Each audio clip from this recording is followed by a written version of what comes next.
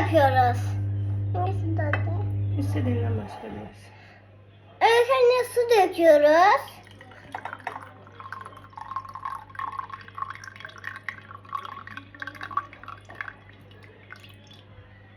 Şimdi neydi? Karanfil, Karanfil koyuyoruz. Bu neydi? tarçın, Tarçın koyuyoruz. Bu neydi? kuru zencefil, Kuru zencefil. top karabiber. Top karabiber. Bir de sıkılmış limonumuz. Bir de sıkılmış limonumuz. Böyle mi? Evet.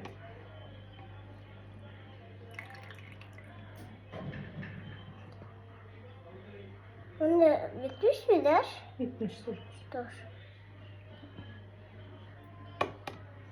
Şimdi annemizden yardım alarak ocağa koyacağız değil mi? Annemden yardım alarak ocağa koyacağız. Görüşmek üzere de. Görüşmek üzere.